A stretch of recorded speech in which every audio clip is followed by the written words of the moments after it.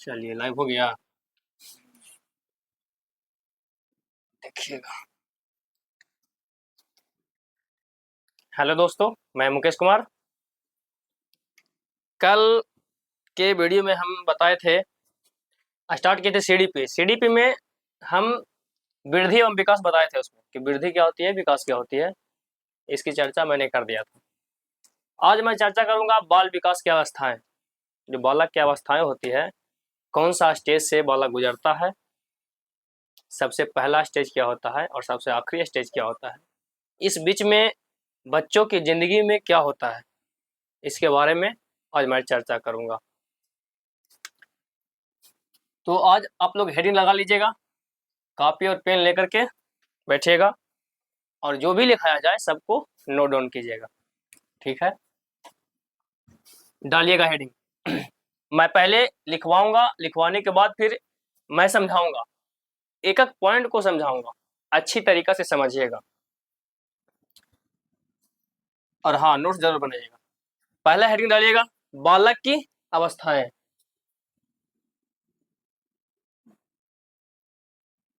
पहला हेडिंग क्या डालेगा, बालक की अवस्थाएं या तो बाल विकास की अवस्थाएं, दोनों एक ही है, दोनों में कोई दिक्कत नहीं है। बाल विकास, बाल विकास की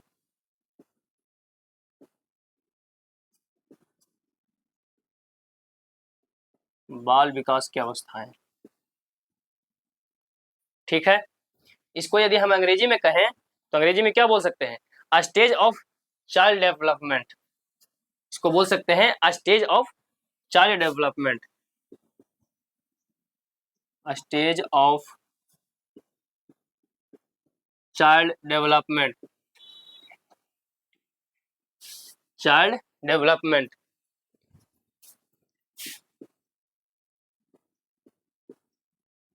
डेवलपमेंट,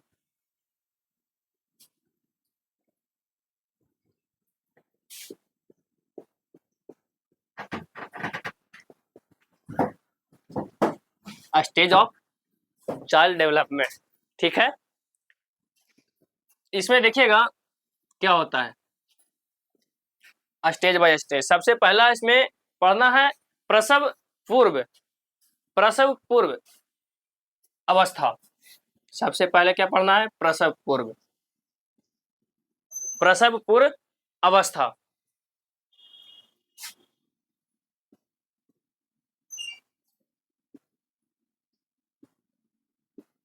प्रसव पूर्व अवस्था, इसको अंग्रेजी में कहते हैं प्री नेचुरल स्टेज, प्री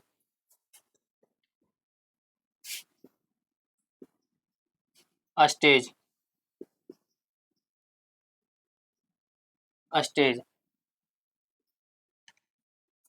कितना से कितना होता है ये, 9 माह या 280 दिन, 9 माह या इसको कहते हैं 280 दिन।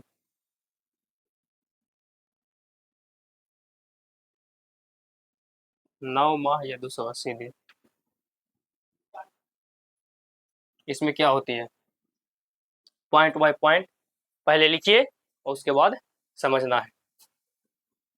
यह अवस्था माता के गर्भधान से शुरू होती है, यह अवस्था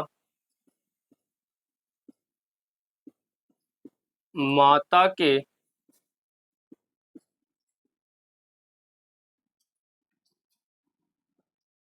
गर्भधान से शुरू होती है,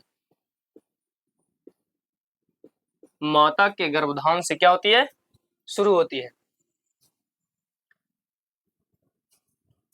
इसमें जब बच्चा माँ के गर्भ में आता है तो सबसे पहले प्रसव पूर्व अवस्था का मतलब क्या होता है, प्रेपेटरी स्टेज। इसमें होता है कि 280 दिन या 9 माह, जब बच्चा माँ के गर्भ में आता है उस दिन से उसका विकास स्टार्ट हो जाता है, ठीक।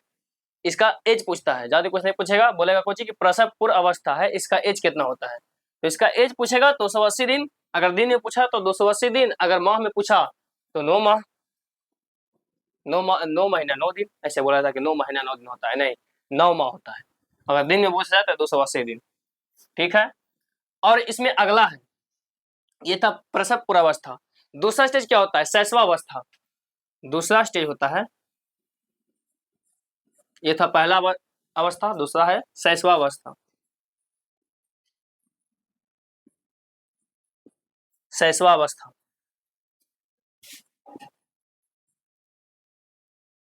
दूसरा है शैशवावस्था।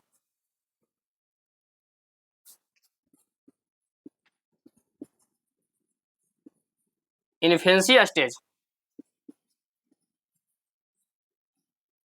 शैशवावस्था इन्फेंसी स्टेज। इसका एज कितना होता है? इसका एज होता है जन्म से 2 वर्ष, जन्म से 2 वर्ष। जन्म से 2 वर्ष की अवस्था को शैशवावस्था कहा जाता है। इस स्टेज में क्या होता है? इस स्टेज में जो बच्चा होता है, इस स्टेज में जो बच्चा होता है पूर्ण रूप से माता पिता पर निर्भर होते हैं। लिखिएगा पॉइंट दे करके। इस अवस्था में शिशु पूर्ण रूप से, इस अवस्था में शिशु पूर्ण रूप से अपने माता पिता पर क्या होते हैं? निर्भर होते हैं। अपने माता पिता पर निर्भर रहते हैं।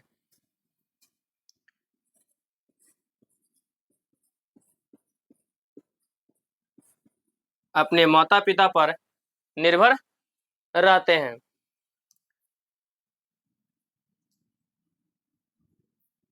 और इसका अगला पॉइंट लिखेगा, इसका प्रवृत्ति, इसका मतलब किसका? बच्चों का प्रवृत्ति, इसका व्यवहार, इसका व्यवहार मूल प्रवृत्तियों पर आधारित होता है। इसका व्यवहार मूल प्रवृत्तियों पर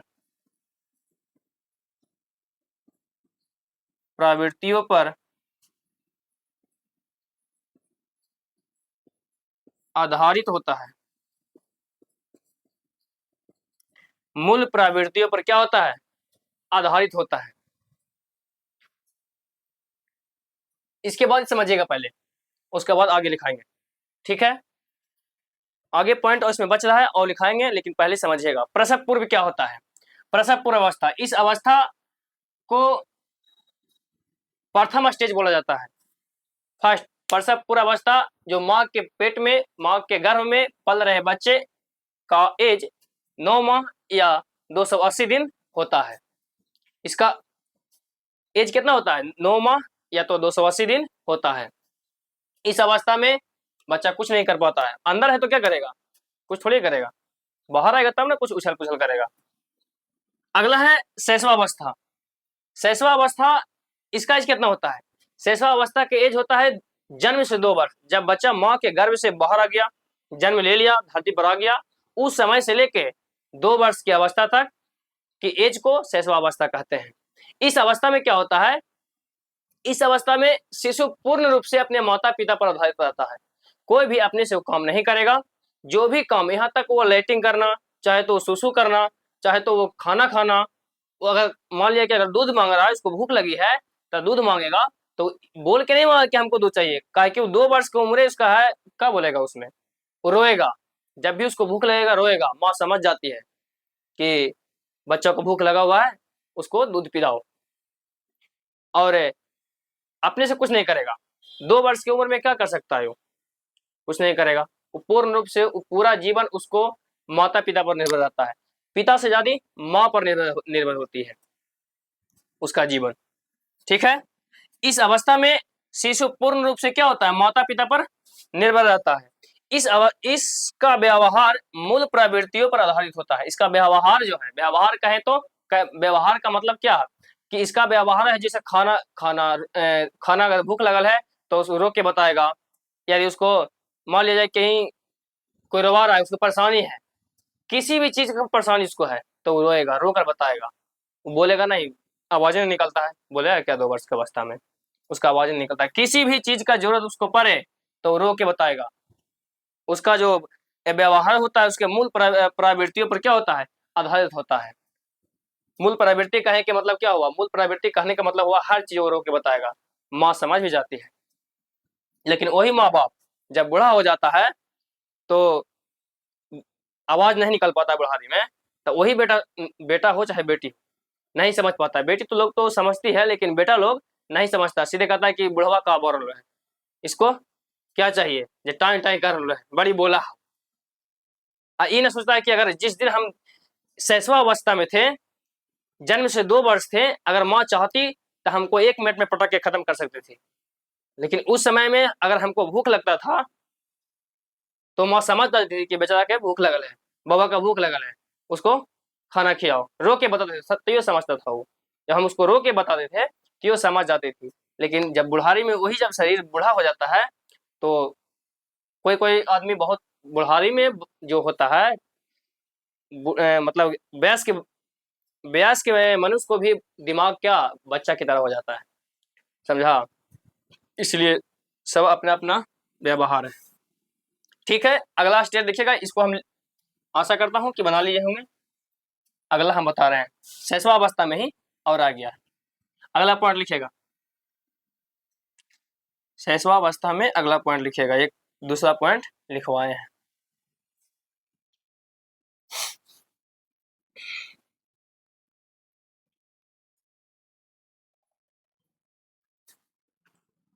शैशवावस्था में दूसरा पॉइंट देखिएगा, क्या है दूसरा पॉइंट। पहला हो गया कि इस अवस्था में शिशु पूर्ण रूप से क्या होता है, अपने माता पिता पर निर्भर होता है। दूसरा हो गया क्या कि पूर्ण रूप से क्या होता है, माता पिता पर निर्भर होता है। और दूसरा हो गया व्यवहार मूल प्रवृत्तियों पर क्या होता है, निर्भर करती है। इसका व्यवहार, बच्चा का जो व्यवहार है उसके मूल प्रवृत्तियों पर निर्भर करती है। ठीक, अगला है तेज शारीरिक मानसिक विकास। इसमें क्या होता है, तेज शारीरिक, तेज शारीरिक, तेज शारीरिक मानसिक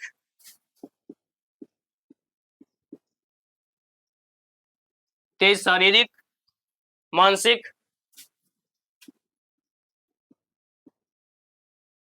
तेज शारीरिक मानसिक आधिगम की अवस्था इसको कहते हैं। तेज शारीरिक मानसिक आधिगम की अवस्था, अधिगम की अवस्था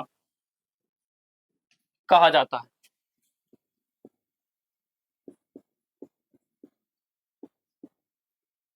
अगला पॉइंट क्या है, इसको हम समझाएंगे, पहले बना उतारिएगा, पहले आप लोग नोट डाउन कीजिए, उसके बाद हम इसको समझाएंगे एक एक पॉइंट करके।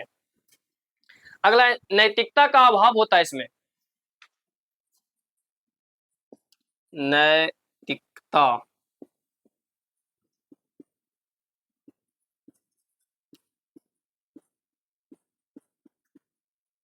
नैतिकता का अभाव होता है।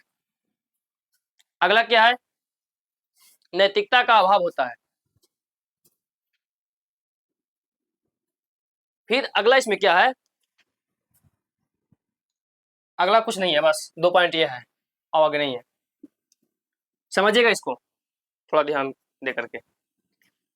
करा तेज शारीरिक मानसिक अधिगम की अवस्था कहा जाता है। इस एज में बच्चा का शरीर जो है, शारीरिक विकास बहुत तेजी से होती है। जो शैशवावस्था है उसमें बच्चा का जो शरीर है जो तेजी से बढ़ता है, उसका मानसिक क्षमता, सोचने की क्षमता, अधिगम का मतलब होता है सीखना, अधिगम का अर्थ क्या होता है, सीखना। बच्चा मानसिक उसकी स्थिति, शारीरिक स्थिति तेज होती है, जल्दी सीखेगा। कोई भी चीज है ना, जैसे मान लीजिए कि उसका शारीरिक विकास जो होता है बहुत तेजी से होगा, मानसिक विकास बहुत तेजी से होगा। कुछ भी, कोई भी मतलब कि उसको गोद मिलेगा ना, समझ जाता है। कोई भी अगर गोद मिलेगा तो समझ आती है। अपनी माता के गोद का फर्क है और दादी का गोद का फर्क है, बच्चा समझ जाता है कि हमको कौन उठेले है, मौसी उठेले है कि मम्मी उठेले है। इससे कोई भी अगर घर में अगर कोई सदस्य है, वो आता है तो बच्चा खिलेबे करेगा, बच्चा को गोद में लेबे करेगा। लेकिन बच्चा अपने मानसिक स्थिति से, उसका कहा कि सोचने की क्षमता जो होता है, अपने उसका माइंड जो है बहुत तेज उस अवस्था में होता है, और वो समझ आता है अपने माता का जो गोद होता है और अपने मौसी का गोद होता है, वो दोनों के गोद में फर्क कर लेता है। अगर कोई दूसरा उठेला है ना, बच्चा रोने लगेगा कि नहीं हमको माँ के पास ले चलो। इतना रोएगा कि उसको हर हाल में लेके जाना ही पड़ता है। देखिएगा अगला, हम ये सब अवस्था जो है, इसे प्रसव पूर्वावस्था, शैशवावस्था, 5 गो स्टेज है, 6 गो स्टेज है। इन 6 के हम एक बार पहले हम लिखवा देते हैं, उसके बाद आगे लिखवाएंगे स्टेप बाय स्टेप। देखिएगा आगे,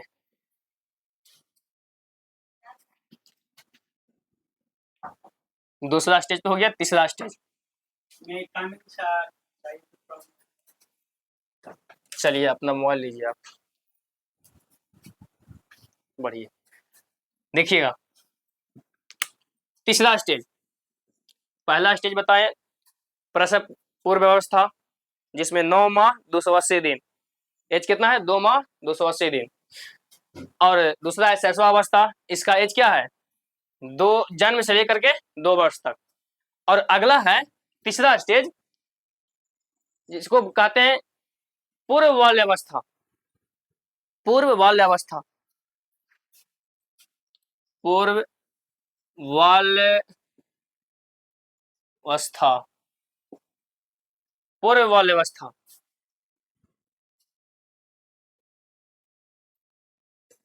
इसका एज कितना होता है, 2 से 6 वर्ष, 2 से 6 वर्ष। पूर्व बाल्यावस्था की एज कितना होता है, 2 से 6 वर्ष। इसमें बच्चा अनुकरण द्वारा सीखता है। इसमें बच्चा अनुकरण, अनुकरण का मतलब क्या होता है, अनुकरण का मतलब नकल करना, नकल, अनुकरण द्वारा सीखता है, अनुकरण द्वारा सीखता है। अगला है, इस अवस्था में जिज्ञासा ज्यादा होता है, सीखने की जिज्ञासा। इस अवस्था में, इस अवस्था में बच्चों की सीखने की जिज्ञासा ज्यादा होता है, बच्चों की सीखने की जिज्ञासा ज्यादा होता है। सीखने की जिज्ञासा क्या होती है, ज्यादा होती है। इस अवस्था में सीखने का क्या होता है, जिज्ञासा अधिक होती है। अगला इसमें क्या है, इस अवस्था में, इस अवस्था को क्या कहा जाता है, खिलौने का एज कहा जाता है, टॉय एज। इस अवस्था में, इस अवस्था को खिलौने, खिलौने का मतलब क्या, टॉय एज, इसको टॉय एज बताता है,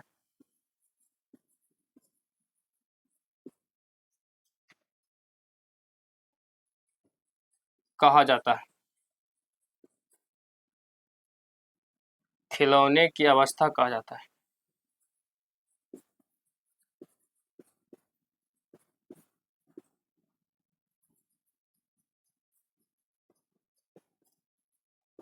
खिलौने की अवस्था कहा जाता है, खिलौने की अवस्था कहा जाता है। अगला, यह भाषा अर्जन के लिए, अगला लिखेगा, यह भाषा अर्जन, अर्जन का मतलब क्या होता है, सब हम बताएंगे सर। भाषा पाया समझ में, ठीक है। यह भाषा अर्जन, भाषा अर्जन या भाषा अर्जन के लिए संवेदनशील चरण है, या भाषा अर्जन के लिए क्या है, संवेदनशील है,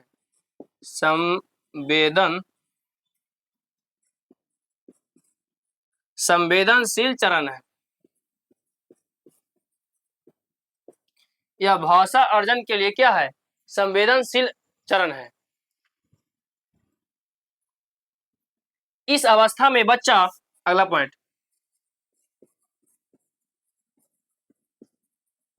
इस अवस्था में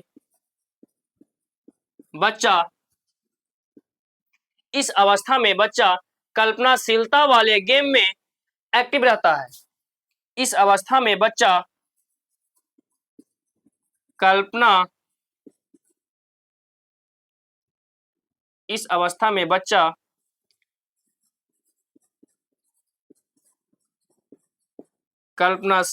वाले गेम में क्या होती है, एक्टिव रहता है, एक्टिव रहता है।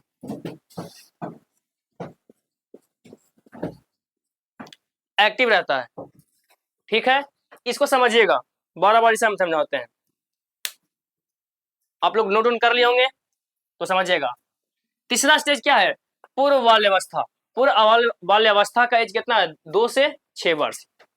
इस 2 से 6 वर्ष की अवस्था में आप लोग सोच सकते हैं कि बच्चा किस क्लास में होगा। मान लिया जाए कि 2 से 6 वर्ष है, तब तो पहला या दूसरा, न तीसरा में होगा, इससे ज्यादा नहीं होगा। पहला या दूसरा या तीसरा, इससे ज्यादा नहीं होगा, ठीक है। और दूसरा में होगा या पहला में होगा या तीसरा में होगा, इससे ज्यादा नहीं होगा। तो इसमें क्या होता है, इसमें बच्चा अनुकरण नकल द्वारा सीखता है। इस अवस्था में जो क्या होता है, बच्चा है जो नकल करके सीखेगा, देख करके, एक दूसरे को देख करके सीखेगा। हम एक जगह पढ़ा रहे थे, जब ट्रेनिंग हो रहा था ना हम लोग का, तो ट्रेनिंग मिलता है और उसमें क्या होता है कि पढ़ाने को रहता है कि आपका ट्रेनिंग है तो आपको इस डेट में इस स्कूल में जाके पढ़ाना है। हम एक जगह गए पढ़ाने स्कूल में, तो वहां देखे बच्चा को, क्या हम एक बच्चा को देख रहे थे, तीसरे क्लास, इसी स्टेज का बच्चा होगा, 2 से 6 वर्ष का बच्चा है मेरे अनुमान से। तो उसमें क्या हुआ था कि बच्चा एक लगा हुआ था, क्या लाइन में प्रार्थना होता है, शुरू तो प्रार्थना होता है, तो प्रार्थना में लगा हुआ था।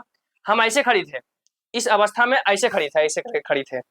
बच्चा को देख रहे थे कि हमको देख करके वो भी ऐसे देख के ऐसे खड़ी है, लेकिन हमको देखा ना, हमको देखा तो भी वो नहीं अथी किया, लेकिन हम जैसे ऐसे करके खड़ा, सावधान में खड़ा हो गए, हमको देख करके सावधान में खड़ा हो गया, देख करके सीख गया हमको, यानी नकल करके सीखता है। इस अवस्था में क्या होता है, बच्चा नकल करके सीखता है, देख करके सीखता है, दूसरे को देखेगा और सीखेगा। जैसा व्यवहार आप कीजिएगा, ऐसा व्यवहार वो देख के आपको करेगा। फिर क्या है, इस अवस्था में बच्चों सीखने के लिए जिज्ञासा ज्यादा होता है। इस बच्चा में क्या होता है कि इस एज ऐसा एज है कि सीखने का जिज्ञासा ज्यादा करेगा। आप एक क्वेश्चन दीजिए उसको बोर्ड पर और उसको बता दीजिए, अगर मान लीजिए कि अगर उसको 2 जोड़ 2 दिए हैं ना, आप बता देना कि सर 2 और 2 4 होता है, ऐसे करके बता दीजिए, तो बच्चा क्या करेगा, अगला आपसे टास्क मांगेगा कि सर हमको दीजिए, हमको ये बनाना है। मतलब सीखने की जिज्ञासा उसमें ज्यादा होता है। इस अवस्था में 2 से 6 वर्ष की अवस्था है, इसमें सीखने की क्या होता है, जिज्ञासा बहुत ज्यादा होती है। आपसे होमवर्क मांगेगा कि हमको घर से बनाने के लिए होमवर्क दीजिए, हम सीखेंगे। कोई चीज भी आप उसको पढ़ाइएगा, उसको वातावरण से कनेक्ट करके पढ़ाइएगा, तो वो सीखेगा, आसानी से सीखेगा और आपसे चाहेगा कि नहीं हम और आगे बढ़े।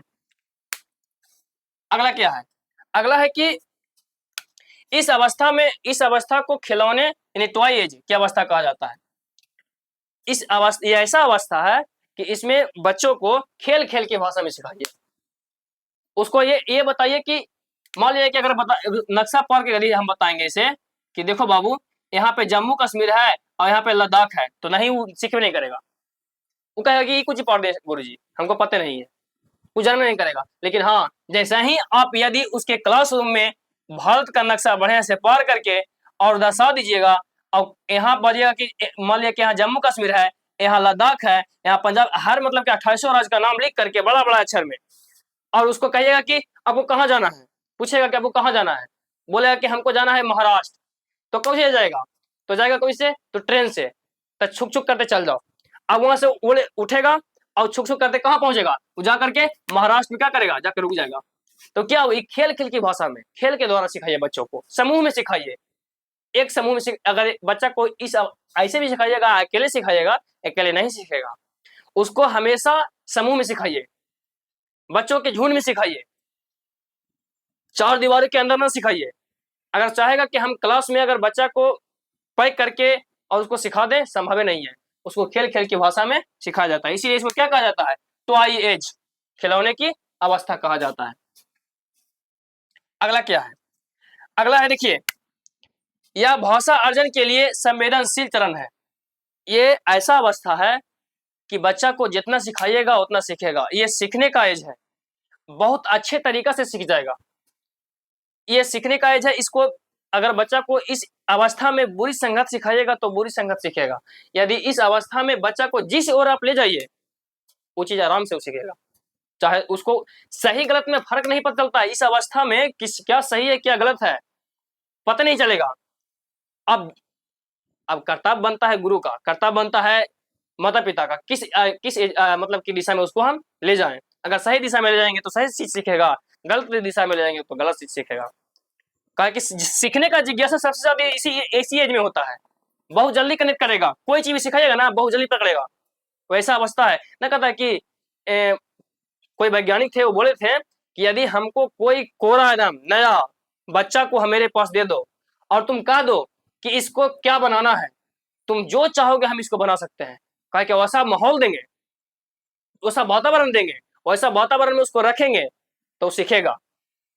ठीक, अगला देखेगा, अगला क्या है, इस अवस्था में बच्चा कल्पनाशीलता वाले गेम में एक्टिव होता है। कल्पनाशीलता मतलब क्या, सोचने की क्षमता, सोचेगा, ऐसा स्टेज है 2 से 6 वर्ष कि उसमें सोचेगा, बच्चा सोचता है अपने आप में, और मतलब कि इसको कह सकते थे वैज्ञानिक एज, नन्हा वैज्ञानिक एज कह सकते हैं कि मतलब कोई चीज भी मतलब सिखाइएगा ना उसको, तो मुझे खिलौने दे दीजिए तो उसको खोल के देखेगा कि इसके अंदर क्या है, ये कैसे बना है।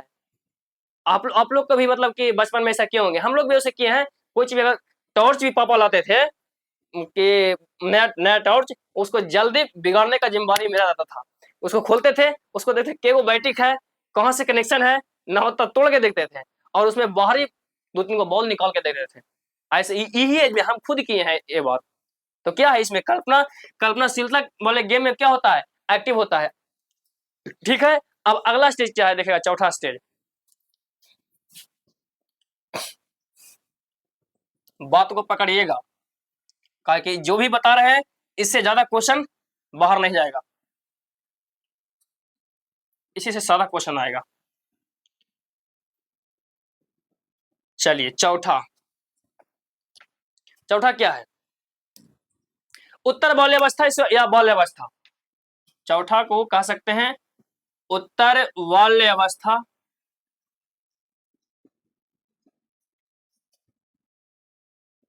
या बाल्यावस्था।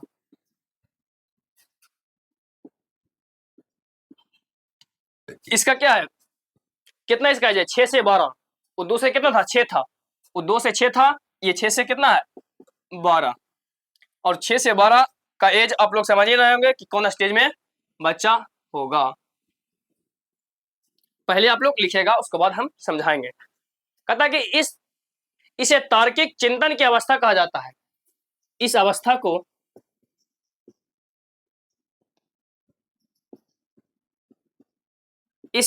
को तार्किक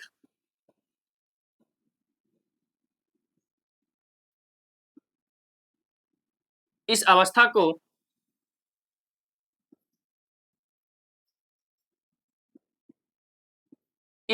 को तार्किक चिंतन की अवस्था कहा जाता है, तार्किक चिंतन की अवस्था कहा जाता है।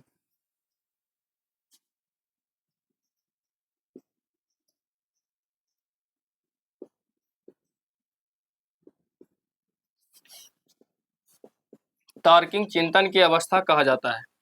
दूसरा पॉइंट क्या है?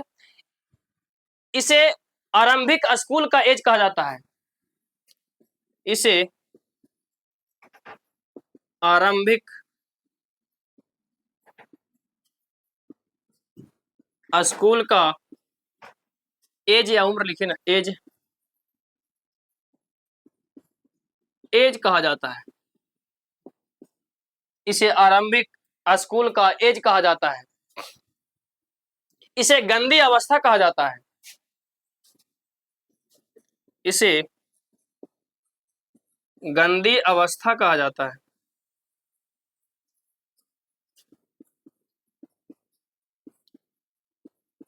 इसे गंदी अवस्था कहा जाता है।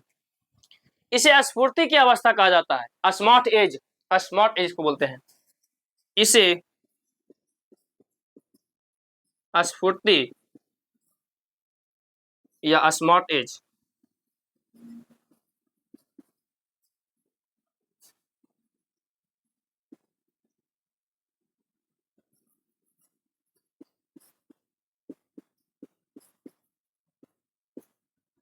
स्फूर्ति की अवस्था या स्मार्ट एज कहा जाता है। इसे खेल की अवस्था कहा जाता है।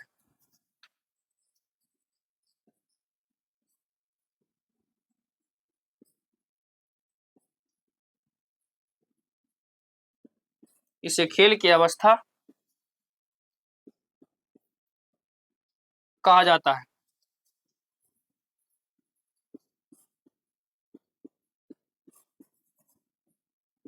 इसे खेल की अवस्था कहा जाता है। इस अवस्था में संग्रहण की प्रवृत्ति अधिक होती है। इस अवस्था में संग्रहण की प्रवृत्ति अधिक होती है।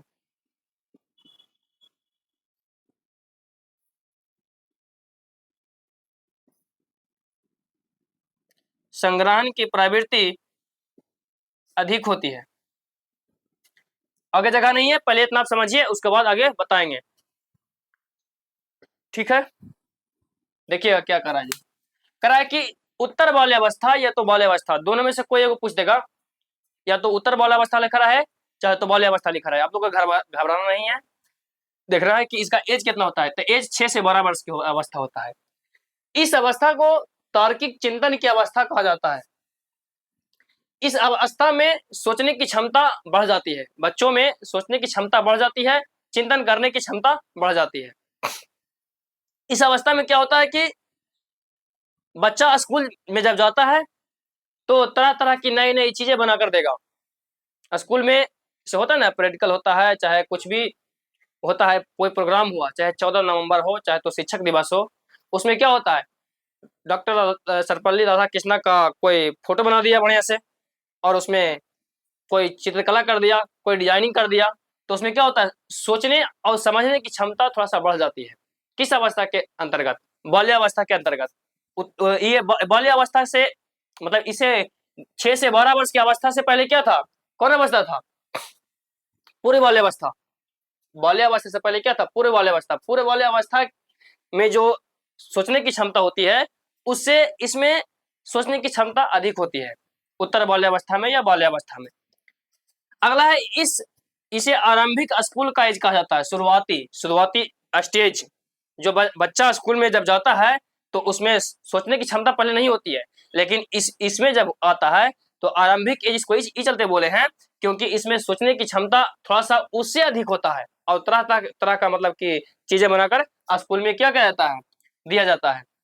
अगला क्या है, इसे गंदी अवस्था कहा जाता है।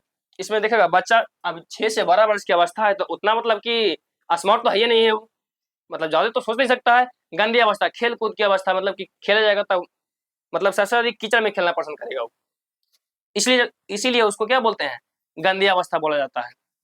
इसे स्फूर्ति, स्मार्ट एज कहा जाता है। स्फूर्ति का मतलब जल्दबाजी करेगा।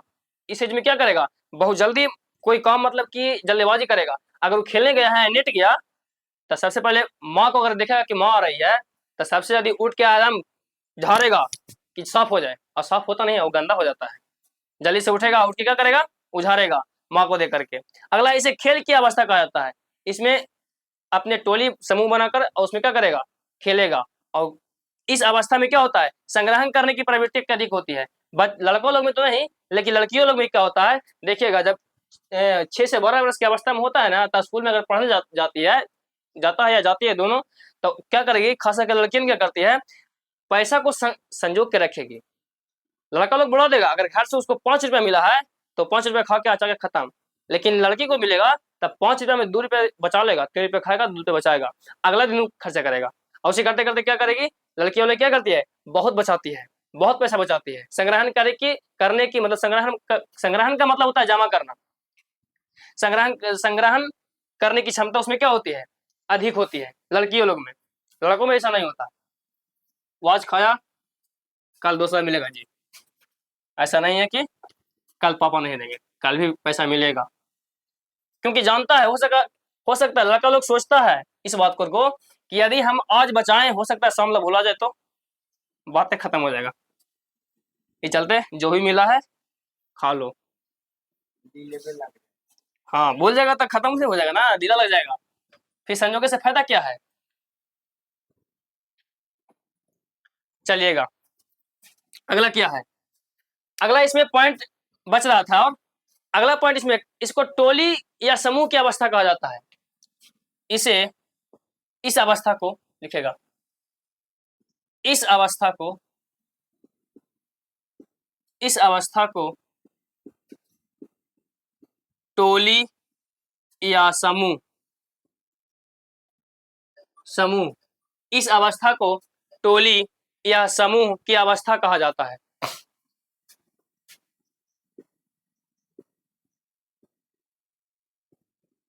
अवस्था कहा जाता है, अवस्था कहा जाता है, टोली या समूह की अवस्था कहा जाता है। इसे जीवन का अनोखा काल कहा जाता है। इसे जीवन का अनोखा काल कहा जाता है। इसे जीवन का अनोखा काल कहा जाता है। समझिएगा, बस इसमें इतने पॉइंट था, इसको समझिएगा। करा इस अवस्था में को टोली समूह की अवस्था कहा जाता है। इस अवस्था में 6 से 12 वर्ष की उम्र में बच्चा हमेशा समूह में रहेगा। अगर खेलना, उसको खेल भी खेलना है तो समूह बना के खेलेगा, अकेले खेल नहीं सकता, अकेले मन ही नहीं लगेगा। अगर एक दोस्त है और दूसरा दोस्त नहीं है, 2 को दोस्त है और तीसरा दोस्त नहीं है, तो क्या करेगा, वो खेल भी नहीं करेगा, उसको मन ही नहीं लगेगा। जब भी जाता है वो समूह में खेलता है, कीचड़ में खेलता है। कीचड़ की अवस्था इसको कहते हैं, गंदगी की अवस्था कहते हैं। सब मिलाकर क्या क्या बोला जाता है इसको, इसे जीवन का अनोखा काल कहा जाता है। इस अवस्था को जीवन का अनोखा काल इस चलते कहे हैं कि यदि 6 से 12 वर्ष की उम्र यदि एक बार बीत जाए तो दोबारा ये उम्र लौट के आने वाला नहीं है। याद हम लोग का भी बचपन में जब खेलते थे, वो एज आज याद आता है तो बहुत अफसोस लगता है कि वो एज में क्या मजा था, कितना बड़े से खेलते थे। आज वो दिन है ये नहीं है। लगता है कि ऐसा लगता है, सब बच्चा लोग लगता है कि नहीं, पहला पास हो जाएंगे तो दूसरा में जाएंगे ना तो काम भर पड़ेगा, दूसरा में और बढ़ जाता है। ऐसा लगता है कि दूसरा तीसरा पास हो जाएंगे, मैट्रिक तो पढ़ ही क्या, मैट्रिक पास हो जाएंगे तो काम भर पड़ेगा, इंटर में और उससे ज्यादा पड़ता है। लगता है कि इंटर पास हो जाएंगे तब बीए में कोई भार है, कोई भार नहीं है, उससे और ज्यादा भार पड़ता है। माने कि दिन पर दिन जिंदगी में प्रेशर बढ़ते जाता है, उसको पता नहीं चलता। जब बात बीत जाता है तब उसको पता चलता है कि नहीं, पहले वाला जो समय था वही बढ़िया था। ये एज जो था 6 से 12 वर्ष की अवस्था था, वही बढ़िया था, कोई टेंशन नहीं था, बस पढ़ना था, खाना था, खेलना था, बस इतना, इसके अलावा कुछ नहीं। अब तो लगता है कि धीरे धीरे जैसे उम्र बीत रहा है प्रेशर बढ़ते जा रहा है। चलिए इसके बाद अगला स्टेज क्या है वो बताते हैं हम।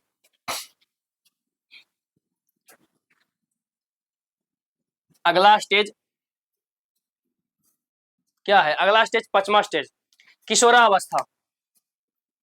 क्या है, किशोरावस्था। किशोरावस्था अवस्था। ये कितना से कितना होता है? होता कितना? 6 से 12। इसको 12 से 12 या 13 कहिए, 13 से 18 वर्ष की अवस्था तक ही रहता है, या तो 12 कहिए ना 13 कहिए, 1 साल का आगे पीछे चलता है। इस अवस्था में क्या होता है? इसे जीवन का सबसे कठिन काल कहा जाता है। इस अवस्था को, किशोरावस्था को, इस अवस्था को जीवन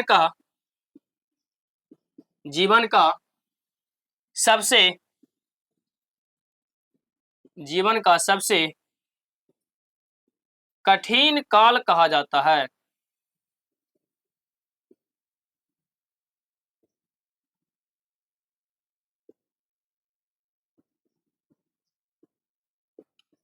कठिन काल कहा जाता है। इसे जीवन का सबसे क्या कहा जाता है? कठिन काल कहा जाता है। इसे संघर्ष, तनाव, आंधी, तूफान, इसे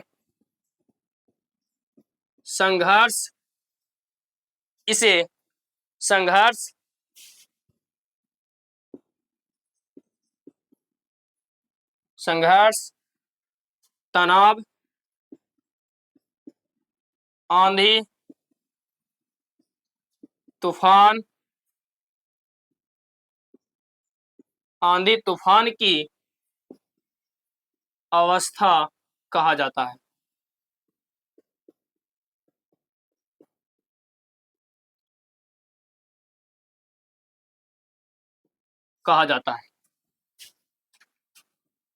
आंधी तूफान की अवस्था कहा जाता है।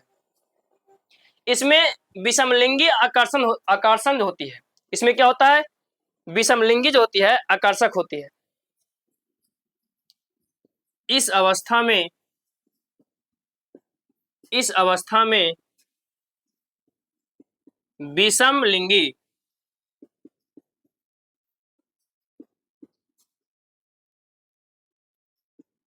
आकर्षक होती है। विषमलिंगी क्या होती है? आकर्षक होती है।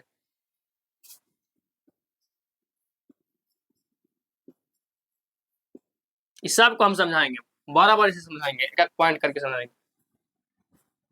इस अवस्था को स्वर्ण काल कहा जाता है। इस अवस्था को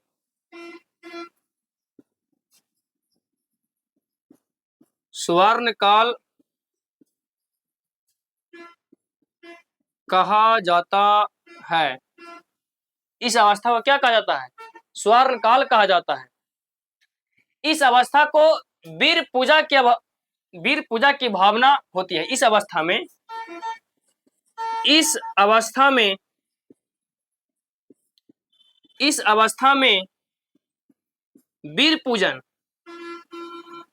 वीर पूजन की भावना होती है। वीर पूजन की क्या होती है? भावना होती है। अगला है, इस अवस्था में बच्चे अमूर्त चिंतन करते हैं। इस अवस्था में बच्चे अमूर्त चिंतन करते हैं। मूर्त और अमूर्त के बारे में कल आपको बताए थे। अमूर्त चिंतन करते हैं। समझिएगा इसको, क्या होता है इसमें। किशोरावस्था, इस अवस्था को क्या बोला जाता है? 12 से लेकर के 18 वर्ष की अवस्था को किशोरावस्था कहा जाता है। किशोरावस्था किसको कहेंगे? उसका एज होता है 13 वर्ष या 12 वर्ष से लेकर के कहां तक? 18 वर्ष की अवस्था तक। इसको क्या बोला जाता है? किशोरावस्था बोला जाता है। इस अवस्था को जीवन का सबसे कठिन काल कहा जाता है। बात सही है। इस अवस्था में डिसीजन लेने की क्षमता होती है। बच्चा जो है वयस्क हो जाता है, जवान हो जाता है, और सोचने की प्रवृत्ति भी अमूर्त होती है। इसमें अपने से बच्चा सोच सकता है, अपना कोई डिसीजन ले सकता है इस अवस्था में। इसीलिए इसको क्या कहा जाता है? बहुत कठिन काल कहा जाता है। क्योंकि अगर अपने से डिसीजन पहले का जो होता था, पहले वाला एज में, कि डिसीजन माता पिता लेते थे, लेकिन इस अवस्था में क्या होता है, डिसीजन खुद लेता है कि हमको क्या करना है। अगर डिसीजन गलत हो गया तो उसका जिंदगी बर्बाद हो जाएगा, अगर डिसीजन सही हुआ तो कोई बात नहीं है, जिंदगी सवर गया। लेकिन अगर डिसीजन गलती हो गया तो जिंदगी क्या होगा, बर्बाद हो जाएगा। इसीलिए इसको क्या बोला जाता है, सबसे कठिन काल बोला जाता है, कठिन अवस्था बोला जाता है। इसे संघर्ष, तनाव, आंधी तूफान की अवस्था कहा जाता है। इसे संघर्ष, इस अवस्था में बच्चा लोग बहुत संघर्ष करता है। इस अवस्था में इंटर में रहता होगा क्या, मैट्रिक पास होकर के इंटर में रहता है किशोरावस्था में ज्यादातर लड़का, और इस अवस्था में संघर्ष बहुत ज्यादा करता है, पढ़ाई में इतना संघर्ष करता है, इतना संघर्ष करता है, एकदम लक्ष्य रहता है कि हमको एकदम पास होना होना चाहे कुछ हो जाए, हमको हर हाल में पास होना है, उसके अलावा कुछ कुछ भी नहीं करता है। अगर हम बात करें तो कि अगर बच्चा लोग आज के डेट में 12th के तरह मैट्रिक इंटर में जैसे पढ़ता है, वही लाइन से यदि आगे पढ़ते कंपटीशन में रह जाए तो बच्चा जॉब ले लेगा तुरंत। लेकिन आगे जाके क्या होता है, मार्ग भटक जाता है, किसी किसी का मार्ग बढ़िया मिल जाएगा, किसी किसी का रास्ता खराब मिल जाएगा। अगर खराब मिल गया तो जानवे करते हैं क्या होता है जी। तो इसीलिए इसको संघर्ष, तनाव, आंधी तूफान की अवस्था। आंधी तूफान के मतलब इस अवस्था में ऐसा अवस्था है कि यदि माँ बाप इस अवस्था में बोले कि बेटा वो काम कर दो, नहीं करेगा। लेकिन जैसे ही अगर दोस्त बोलेगा कहाँ है वो कॉल लगा दो, यहाँ मार हो गया जल्दी आ जाओ, ए रात में देखेगा, दिन देखेगा, कुछ देखने नहीं देखेगा, चाबी उठाएगा, गाड़ी चालू करेगा, हम तुरंत पहुंच जाएगा। फोन पे कहता तू 5 मिनट रुको वहां पे, हम अभी तुरंत आ रहे हैं। 5 मिनट पहुंची, वहां पे 3 मिनट में पहुंच जाएगा। चाहे तो इन देखा कि रात है कि दिन है, के बज रहा, टाइम खुद नहीं देखता है। अगर कोई फैमिली वाला फोन कर दे तो है अभी 11 बजे रात हो गए, जब बिहाने कम करिए, बिहने कर दो। लेकिन अगर कोई दोस्त बोल दे कि ना यहाँ आओ जी, एकदम तुरंत वहां पहुंचेगा। इसलिए इसको आंधी तूफान की अवस्था कहा जाता है, और इसमें कुछ सोचता नहीं है, एकदम आंधी की तरह आया, तूफान की तरह पहुंच गया। अगला क्या है, इस अवस्था में विषमलिंगी आकर्षक होता है। यह ऐसा अवस्था है, विषमलिंगी का मतलब होता है नर और मादा, लड़का और लड़की। इस अवस्था में बहुत ज्यादा आकर्षित होता है एक दूसरे से। जो कहता है ना कि आजकल लव है, प्यार है, वो प्यार वगैरह कुछ नहीं है, वो सब अट्रैक्शन है। उसका दोष नहीं है, लड़का का दोष है, लड़की का दोष है, दोनों में से किसी का दोष नहीं है, वो उम्र का दोष है। ये ऐसा उम्र ही है, किशोरावस्था ऐसा उम्र ही है जो क्या होता है, एक दूसरे के नजदीक खींचता है, खिंचाव करता है, और उसी को छुपाने के लिए सब क्या बोलते हैं कि ये लव है। लव प्यार वगैरह कुछ होता ही नहीं है, ये सब अट्रैक्शन है। ठीक है, इसीलिए विषमलिंगी क्या होती है, एक दूसरे से क्या होती है, आकर्षित होती है। उसको लगता है ना एकदम तू ही हमार दुनिया, तू ही हमार बाबू, तो उन्हें से तू कहता तू ही हमार सोना, तू ही हमार जानू। ठीक है, और दोनों का लगता है कि ना पूरा संसार आप ही हम है ये हैं। बस इसी अवस्था तक, जैसे ही इस अवस्था से आगे बढ़ेगा ना, कहाँ प्यार गया, कहाँ क्या गया, सब खत्म हो जाता है। इस यह अवस्था का दोष है, ये किशोरा अवस्था का दोष है, न लड़का का दोष है, न लड़के का दोष है। इस चलते इस अवस्था में जो संभल गया उसका जीवन संभल गया। अगर जो इस अवस्था में इसका शिकार हो गया, कन गया विषमलिंगी, हाँ देखिएगा, विषमलिंगी का शिकार हो गया, दोनों आकर्षण में आ गया, तो दिक्कत है, फिर दिक्कत हो जाएगा दोनों में। ये अच्छा कब तक लगता है, इस अवस्था तक, 12 वर्ष या 13 वर्ष की अवस्था में आपको अट्रैक्शन आएगा, उस समय आपको इंटर आएगा, और इंटर में पढ़ेंगे, अगर अट्रैक्शन में है तो रिजल्ट खराब होगा। सबसे पहली बात, रिजल्ट खराब होगा, खराब का क्या मतलब, पास तो हो जाएगा, पास तो होना ही होना है। मैट्रिक इंटर कौन फेल होता है आजकल, कोई नहीं फेल होता है, उसने जो ना पढ़ता वो फेल होता है, लेकिन इतना दिमाग तो हो जाता है कि पास हो जाएगा। लेकिन इसमें क्या होता है कि जैसे आकर्षण में आया, किशोरा अवस्था ऐसा अवस्था है कि आप यदि अगर आसमान में अगर सीढ़ी लगाना चाहेगा ना तो लगा दीजिएगा, ऐसा अवस्था है। कहा कि आंधी तूफान की पढ़ाया अभी कि आंधी तूफान की अवस्था है, इसमें कुछ सोचता ही नहीं है, अगर जो चाहेगा वो कर देगा। लेकिन इस अवस्था के बाद निकलने के बाद सोचने की क्षमता बहुत, समझे कि धीरे धीरे कमते जाता है, लगता है कि है अब होगा, नहीं होगा, ये चीज कर रहे हैं हो भी नहीं करेगा, ये काम कर रहे हैं हो भी नहीं करेगा। लेकिन ये अवस्था में जब रहता है ना, किसे होगा होगा, सब बोलता है कि नहीं किसे होगा, ये काम करेंगे तो करेंगे, और काम होता है, हम अपना पर भी लागू करके देखे हैं, वो काम हुआ है। लेकिन इस अवस्था में तो इससे बच्चा लोग बच जाए, इससे बच जाए, बस विषमलिंगी से बच जाए, उसके बाद फिर आगे सब काम संभाल लेगा। अगला क्या है, इस अवस्था को स्वर्ण काल कहा जाता है, गोल्डन एज। इसको बोलते हैं स्वर्ण काल। बहुत अनोखा काल ही है बच्चों के लिए। न कि बोले कि जो संभल गया वो सोना हो गया, जो संभल गया वो सिकंदर, ना संभला वो बंदर। बंदर भी नहीं है। जो संभल गया वो सिकंदर, जो ना संभला वो बंदर भी नहीं है। सोच लीजिए। इस अवस्था को क्या बोला जाता है? पूजन की अवस्था। हाँ, इस अवस्था में चाहे तो विषमलिंगी के लड़का की बात करो चाहे लड़की की बात करो, इस अवस्था में दोनों दोनों क्या करता है? भगवान पर विश्वास बहुत ज्यादा करता है। एगो शंकर जी के पूजेगा तो एगो हनुमान जी के पूजेगा, लेकिन पूजेगा, दोनों पूजेगा। अब बहुत जबरदस्त से पूजा करता है इस अवस्था में। 13 से लेकर के 18 वर्ष की अवस्था में बहुत बढ़िया से पूजेगा। अब फोन कर करके बोलेगा कि दम निकलेगा अगर पूजा करने के लिए शंकर जी के यहाँ, हाँ निकल रहे हैं, आप ही निकालिए। अब पूजा करने जा रहा है कि तो क्या जा रहा है कि मिले जा रहा है? अरे पूजा करने गया तो बड़े से नहीं करेगा। यहाँ तक कि एक और हम देखें कि क्लास में फोन करता है क्या बताए, चलो हंसी आता है। यहाँ से घर से निकलेगा और निकल के हाँ जा रहे हैं क्लास करने, और क्लास में बेंच पर बैठते हैं जब तक सर ना आ जाए तब तक क्या होता है? फोन नहीं करता था। ऐसा ऐसा है, बहुत सारा आदमी है। आगे देखिए इसमें क्या होता है? पूजन की अवस्था बता दिए कि इसमें पूजा पाठ में बहुत ज्यादा मन लगाता है। और अगला है इस अवस्था में बच्चा चिंतन, अमूर्त चिंतन। मूर्त और अमूर्त के बारे में बताए थे हम कल कि मूर्त क्या होता है, अमूर्त क्या होता है। मूर्त का मतलब होता है, मूर्त का मतलब होता है दिखा के, अमूर्त का मतलब होता है छुपा के। हम कल ही बताए थे कि बच्चा को सबसे पहले मूर्त अवस्था में क्या होता है?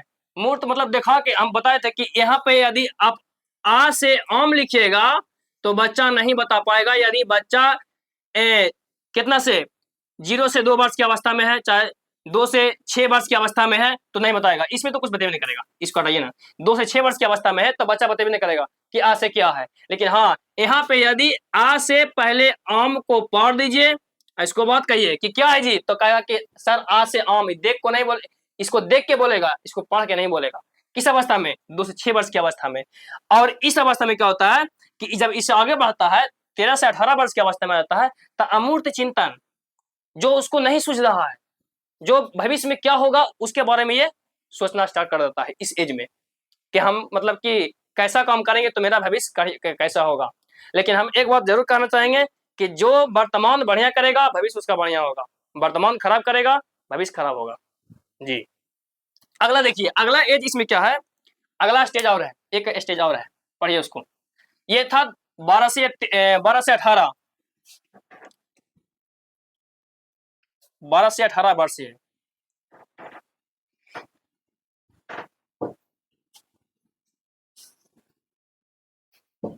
अगला है वृद्धावस्था। वृद्धा या बुढ़ापा कहो।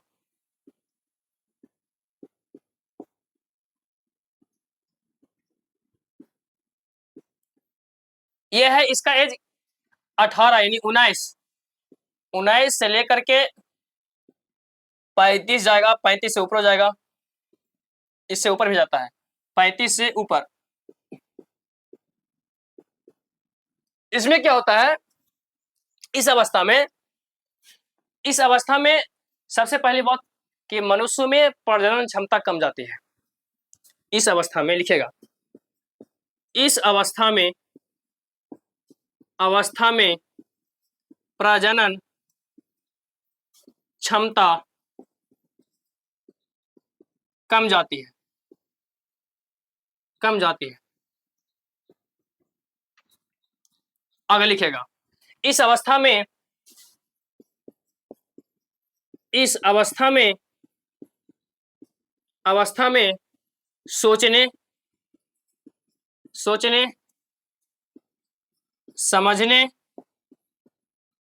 सोचने समझने की क्षमता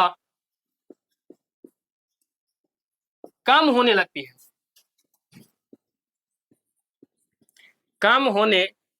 है, इस अवस्था में सोचने समझने की क्षमता क्या होने लगती है? कम होने लगती है। समझिएगा, वृद्धावस्था इसका एज होता है 19 से लेकर 35 वर्ष तक। अब 35 से ऊपर भी जाइए कोई दिक्कत ना है, 35 से ऊपर भी होता है। इस अवस्था में प्रजनन क्षमता कम जाती है। स्टार्ट होता है 14 वर्ष से लेकर के 14 वर्ष से स्टार्ट होता है प्रजनन क्षमता मनुष्यों में, चाहे तो नर हो चाहे तो मादा हो, स्टार्ट होता है कब से? 14 बरस से स्टार्ट होता है और 35 बरस के बाद क्या होता है? कमने लगता है। ऐसा नहीं है कि मतलब एक बार 19 बरस आया तो करना कम जाएगा, नहीं, इस स्टेज में दावे करता है, लेकिन 35 जैसे ऊपर जाएगा ना तो क्या होगा कि प्रजनन क्षमता कम जाएगी। और इसमें क्या होता है, सोचने और समझने की क्या होती है, क्षमता कम जाती है। अब बूढ़ा लोग हैं जो, जैसे कोई बूढ़ा हो गए तो कहा जाता है कि बूढ़ा में जो बूढ़ा का दिमाग होता है वो बच्चा हो जाता है, बच्चा की तरह हो जाता है, बच्चा की तरह करने लगेंगे। बात सही है, उनका जो अब अवस्था वैसा आ जाता है कि सोचने और समझने की क्षमता उसमें क्या होती है, बहुत कम जाती है। तो ये था बाल विकास की अवस्थाएं, आप लोग याद कर लीजिएगा। इसको हम एक बार में लिखवा देते हैं कि 5-6 गो स्टेज है, तो कौन कौन स्टेज है जो आप लोग एक जगह लिख लीजिएगा। ऐसे तो लिखा ही है, लेकिन एक जगह लिखे से क्या होगा, याद करने में आप लोग के क्या होगी, सुविधा होगी। सबसे पहले क्या है, सबसे पहला है प्रसव पूर्व अवस्था। प्रसव पूर्व अवस्था, ये कितना से कितना है, ये 9 माह बोले या 280 दिन बोले, 9 माह, महीना लिखना, 9 महीना या 280 दिन। अगर दिन में पूछे तो 280 दिन, यदि माह में पूछे तो 9 महीना। दूसरा क्या है, दूसरा है शैशवावस्था।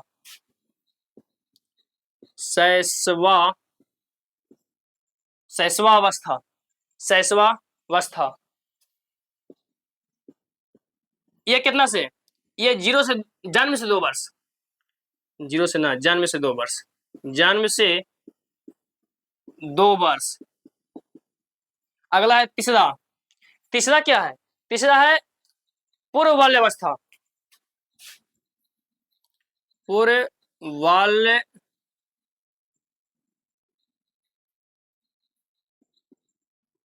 पूर्व बाल्य अवस्था, यह है जन्म से 2 हो गया, 2 से 6 वर्ष, एकदम स्टेप बाय स्टेप याद करना है। चौथा, चौथा क्या है, उत्तर बाल्यावस्था या बाल्यावस्था। उत्तर बाल्यावस्था या इसको कह सकते हैं बाल्यावस्था, बाल्यावस्था। ये कैसे के, जन्म से 2 वर्ष, 2 से 6, 6 से कितना होगा, 12, 6 से 12 वर्ष की अवस्था को क्या कहते हैं, उत्तर बाल्यावस्था या बाल्यावस्था कहा जाता है। अगला है पचमा, पचमा क्या है, किशोरावस्था।